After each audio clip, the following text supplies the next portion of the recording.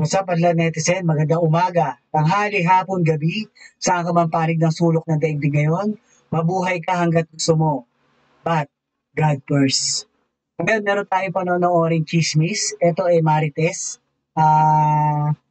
Balik kalat na to sa social media, no? Viral na to. Kasi malalaking pangalan ang mga nasasabit dito, no? Kagaya ni ang idol natin si Maricel Soriano, si Diamond Star, at ang ating pambansang Pangulo ngayon na si PBBM. So, malaking akusa sa kanila to, no? So, halina panoorin natin dito sa News Everywhere. Paki-subscribe nga pala yung kanilang channel at ikaw naman, kung ikaw naman ay bago dito sa ating channel, sana makapag-subscribe ka rin at paki-like at para ma-share din ni YouTube sa mga ibang mga tao para malaman yung mga ganitong balita na nangyayari sa ating bansa ngayon, no? Kanina umpisahan natin kung ito ba'y may katotohanan. Medyo matindi kasi yung akusasyon dito no? So, halina umpisahan natin, mga kanetizen. Humarap sa Senado ang aktres na si Maricel Soriano matapos madawit sa kumakalat na PDEA leak sa social media. Sa nasabing leak, idinawit ang aktres at si Pangulong Bongbong Marcos sa iligal na droga noong 2012. Una nang natanong tungkol siya ng Pangulo at tinawanan. Ayun, ang parang dating former agent na si Jonathan Morales, no, ang naiimbitahan dyan sa Senado. At mamaya panoorin din natin yung pag-o-taking ni Diamond Star sa Senado. Niya lang ito. Para sa iba pang detalye, nasa linya si Camille Samonte. Camille, ano na nga ba ang sinabi ni Maricel dyan? Go ahead. Ruth, iginiit nga ng aktres na si Maricel Soriano na hindi siya gumagamit ng illegal na droga sa pagdinig ng Senate Committee on Public Order and Dangerous Drugs. Iniuugnay si Soriano sa isang dokumento ng PDEA na nag-leak sa social media. Nakalagay sa nasabing dokumento ang umano'y PDEA Drug Surveillance Report kay Soriano at Pangulong Bongbong Marcos sa isang condominium sa Rockwell, Makati noong 2012. Giit ni Soriano, wala raw katotohanan ang aligasyon. Hindi raw malinaw sa kanya kung bakit siya naimbitahan sa pagdinig ng Senado. Hindi naman daw napatunayan ang mga impormasyong sinasabi ng dating PDEA agent na si Jonathan Morales. Inamin naman ni Soriano. Dating former agent yan doon sa PDEA. Investigador to At ayon nga sa kanya, nung nasa Senado siya, ini-interview siya bila Jingo Estrada, hinihingan siya ng kung sino yung hindi na daw niya matandaan yung mga pangalan. So, kayo na bahala kung ano yung intindi niyo dito sa balita na to, kung ito ba may katotohanan ang sinasabi niya o pawang kasinungalingan lang. So, hindi natin alam dahil pare-pares naman na iniimbestigahan pa no? So, wala pang guilty dyan.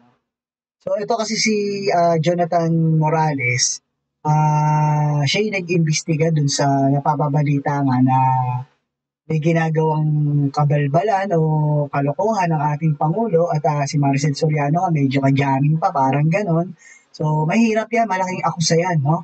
May pinakita sa kanya mga kalitrato, pero dapat yun kinip niya at talagang medyo sensitive na yun no? Imposibleng makakalimutan mo yung mga ganong bagay na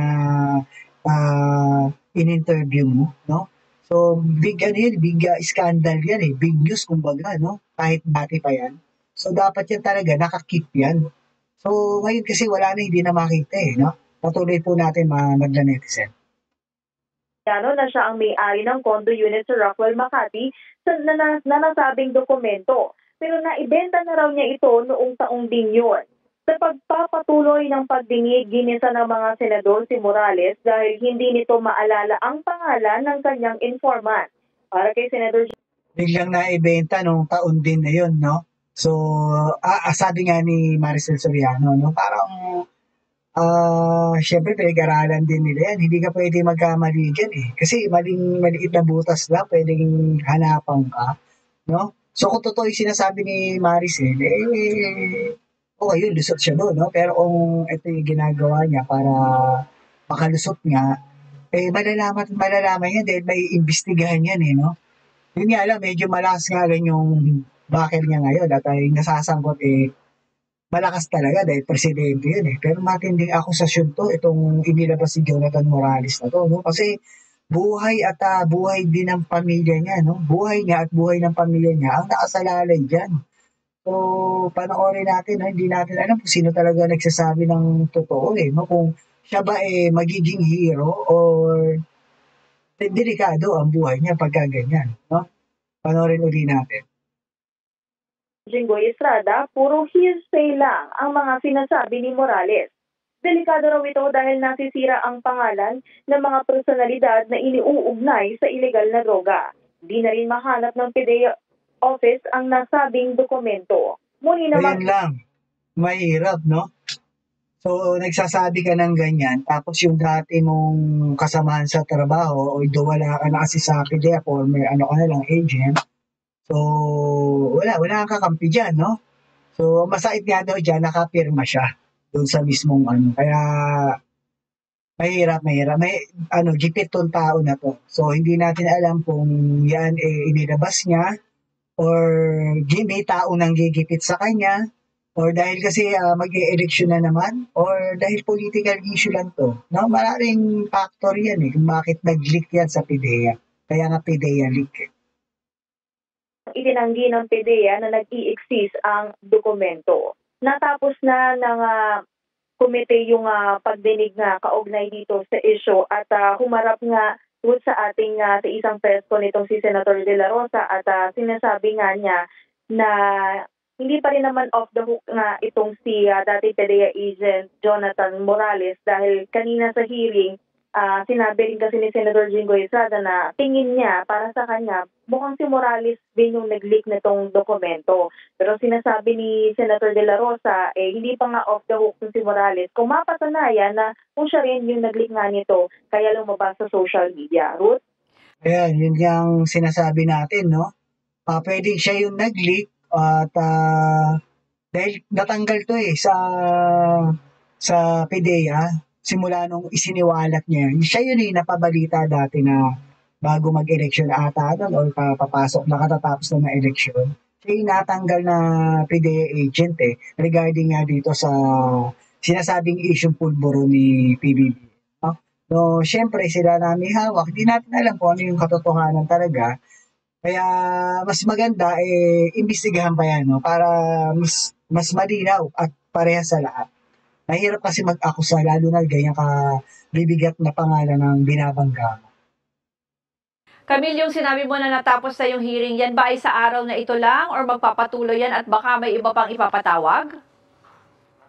Yes, Ruth, magkakaroon pa ng susunod na pagdinig sa susunod na linggo, May 13, Lunes yan. At hindi nga kasi nakadalo ngayong araw sa pagdinig si dating Executive Secretary Paquito Ochoa na sinasabi na siya raw umano yung pumigil nga dito sa operasyon na ito. Yan yung kiniklaim ni Jonathan Morales. So ine-expect ni Senator De La Rosa na sa susunod na hearing sa May 13 ay makakadalo na nga ito si dating Executive Secretary Ochoa at mag-send daw rin sila ng invite dito naman sa vlogger na si Maharlika na siyang unang nag-post sa social media nitong alleged document na galing sa PDEA. Ruth? So, yung mga tao na sangkot dyan, kung bakit nag-leak yan, at bakit napag-usapan yan, at kung sino yung mga involved na tao, dapat talaga dumalo at umarap sa Senado para malinaw yung ganyang mga issues, no? Kasi hindi biro at malalaking tao yung mga masisira dyan at nababangga nila. At dapat malinaw lang kasi kung may katotohanan naman talaga, kailangan na mabigyan ng hustisya yung para sa sambayang Pilipino. Pero kung talagang ikaw naglalabas lang ng mga ganyang panira, dapat maparusahan ka rin kasi hindi biro yun ano yan may batas tayo dyan no? Na dapat mong harapin pagka ikaw nagkasala sa ganyan, no?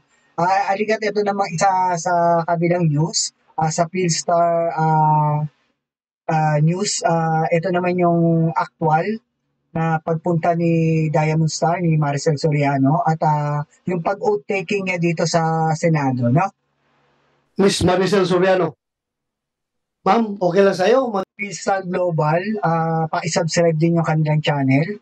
At yun nga, sa uulitin, sana maka-subscribes din po kayo dito sa ating channel para whenever nagagawa tayo ng mga reaction video, mano-notify po kayo. At maraming salamat po sa pag-like and share nyo rin at pag-subscribe. No? Mabuhay po kayo at God bless.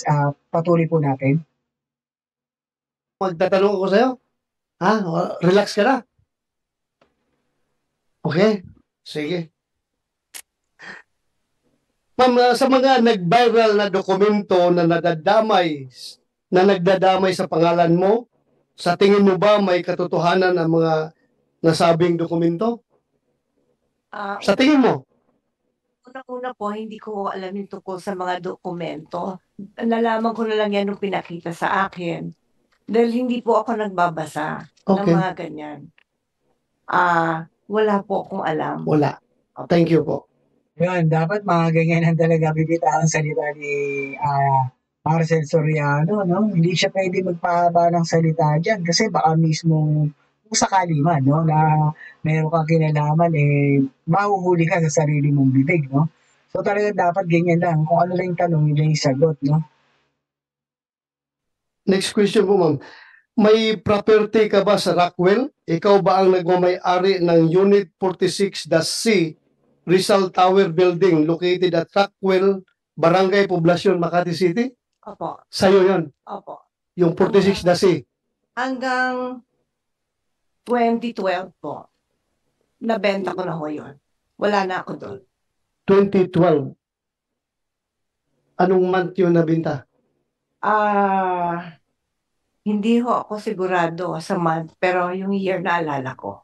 Yun, na mga ganyan dapat talaga sagot, no? Kasi kung magsasabi ka ng month, marirecord na yan kasi naka-videos yung pinag-uusapan nyo sa Senado na talaga isang mali mo lang doon at pag nakitang iba yung month na sinabi mo at tumutugma dun sa videos na pinapakita or litrato na may mga date yan, na huli ka doon pagka ganun, no? So kaya tama yung mga sinasabi niya, kung hanggat di siya sigurado sa sasabihin niya, huwag ka magbibitaw ng statement kasi naka-oath-taking ka dyan. Nakapanumpa ka dyan, no? Delikado. Nakakaba talaga yan pagka naimbita ka niya sa Senado. Ito nga si Maricel Soriano, sanay na sa camera yan, no? Pero tingnan mo naman pagdating dyan, talagang makikita mo na kinakabahan talaga siya. Although hindi siya guilty na sinasabi natin, ha? At ito nga pala pong balita na to, tayo po kumukuha lang ng opinion dito, nagre-react lang tayo, nagko-commentary lang tayo rito, pero hindi po tayo yung talagang tayo yung nagbabalita, no? Patuloy po natin. So, your pre-ops is 2012, Your Honor. 2012. Yes, sir. 2012. 2012. So, bininta mo na after 2012. Pinenta ko po siya nung 2012. Yun lang po ang naalala ko. Okay. But then you admit na you are the owner and the same time the occupant of such unit, yung Unit 46, the C. Opo. 2012, bininta mo. Yes, Your Honor. And your pre-ops was 2012. 2012. Your Honor. 2012. March 11. Ayun, no? May date si si Jonathan Morales. Okay. Thank you. Actually, may ano siya. Oh, tama. Kasi may sinabi siyang buwan. March, Okay. Thank you. Yes, Your Honor. And your pre-ops was 2012. 2012. Your Honor. 2012. March 11. Ayun, March 11 daw. Okay. Thank you.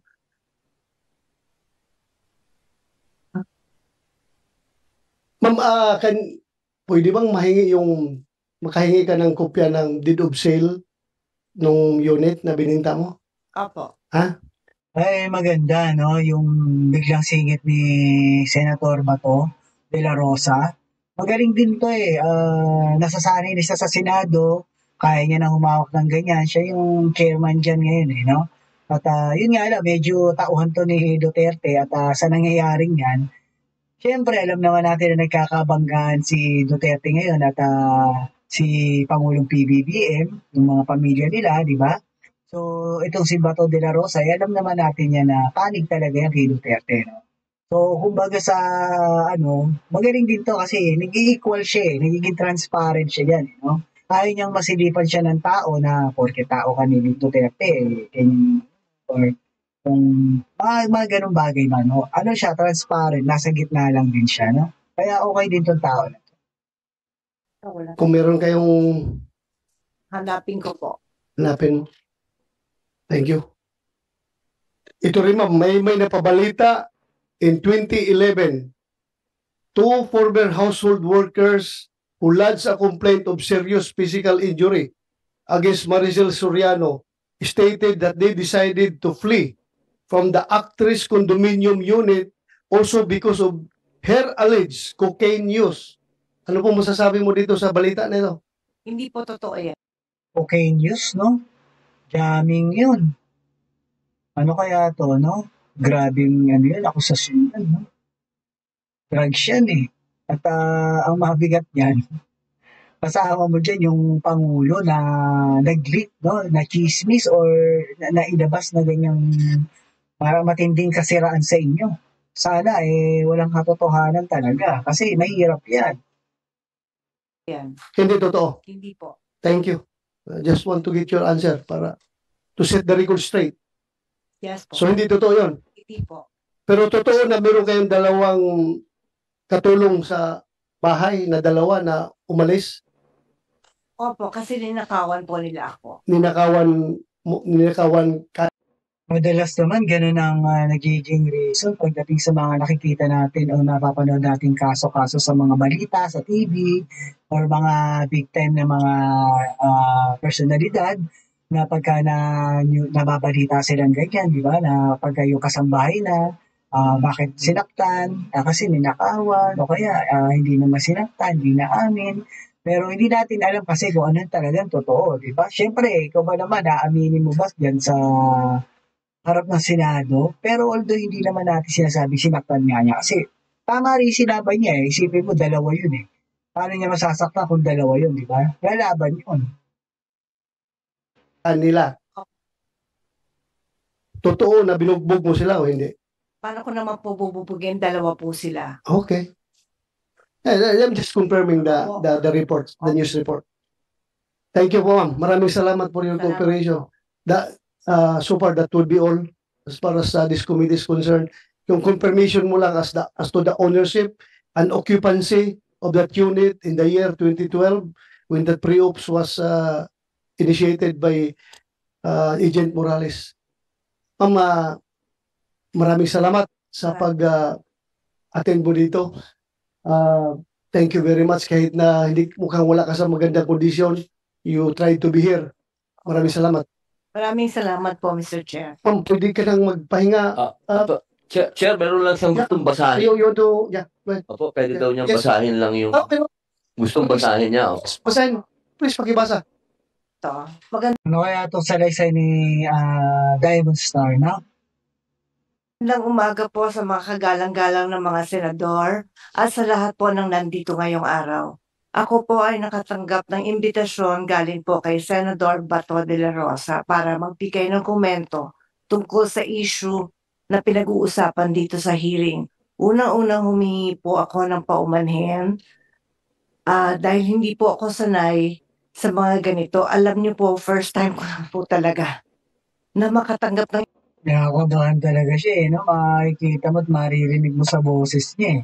Pero yung pagsasalita niya o pagbasa niyang yan, parang tingin ko dapat yan yung unang sinabi niya no? imbitasyon na humarap sa Senado. Nakakakabahat, nakakatakot. Sa totoo lang po, hindi malinaw sa akin kung bakit po ako naimbitahan sa hearing. Nagtataka lang po ako dahil lahat po ng tumestigo dito ay nagsabing na-verify ang impormasyon, hindi na-verify ang impormasyon ni Mr. Morales at walang investigasyon na naganap.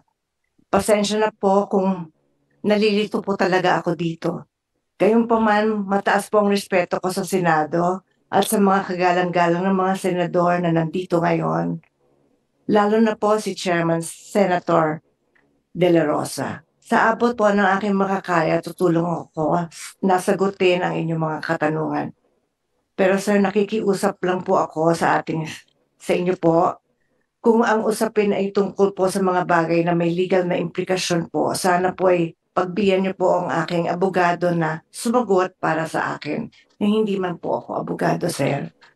At sa usapang legal, mas nararapat po yata na ang abogado ko na lang po ang sumagot at Yan ang maganda sa may pera, no? At may sariling abogado, no? Ayun nga lang, magastos yan. At saka kailangan, gastusan mo yan, lalo na kung may pera ka rin. At saka, yun nga, kasi hindi ka pwedeng walang magtatanggol sa'yo, lalo di ka sanay sa ganyan, wala kang alam sa batas, no? Isang maling salita mo lang dyan, pwedeng ika-tulong mo na or kahit na hindi ka talaga yung guilty, guilty ka dahil minsan, makakapagsalita ka, lalo hindi mo kabisado yung mga pasikot-sikot na ganyan, lalo na pag nasa ganyan kang husgado or senado, nakakaba talaga yan, medyo mental block ka dyan at butang ang isip mo dyan, no? Kaya, yun ang hinihiling niya na ang sasagot sa mga personal issue lang, siguro siya. Pero yung mga pagdating sa mga may kinalaman na sa kaso, yung abogado niya. Kaya yun yung hinihiling. Patuloy po natin madlamit. paliwanag. Kung magkaroon man ho ng legal question, pinapahintulutan ko pong magsalita para sa akin si Attorney Agnes Maranan. Maraming salamat po, sir. Thank you, ma'am. Hindi na mangyari yan. Sinagot mo na ako kanina eh. Thank you. Oo, sinagot niya na nakabunutan na siya ng tinik eh. Pero I'm sure, meron ulitong malamang abangan to ng tao sa social media at sa mga news TV. Itong May 13 sa Monday, no? Second hearing to. Kaya ilang oras na naman to, no? So, ayan, Madlang netizen, itong napanood natin, viral kasi ngayon to. So, tayo hindi naman tayo pumapanig na may mali na tong ginawa sila Maricel at sila PBBM. At yung naglabas o nag-leak, dapat talaga malaman kung kanino talaga nanggaling yan at kung yan ba may katotohanan o hearsay lang. Kaya dapat ipagpatuloy nila yung investigate yan kasi malaking tao yung nasasangkot yan, no? So, kung kay Maricel lang, wala okay lang yan eh. Hindi naman sa okay. Kung sana syempre, gawit siya dyan. Pero yung mabigat dyan, yung inaakusuhan, yung ating presidente ngayon, no? Tungkol nga dyan sa paggamit ng hindi magandang gawain, no? Sana imbestigahan pa to para malaman talaga kung sino yung nagsasabi ng totoo. No? At madlang netizen, at hanggang dito na lang po muna. At maraming salamat po sa inyo sa pagsama niyo sa panunood, pagbibigay ng opinion. Ito po binabalita lang to ng Philstar at news everywhere. Tayo nakiki-react lang dito, nagbibigay lang tayo ng komentary, pero hindi tayo yung nagbabalita. FIY lang po, no? Yun lang po at maraming salamat po sa inyo. Ito po nga pala si Tio Paeng, ang nagsasabi palagi na life is short, be happy, and world peace. Salamat po.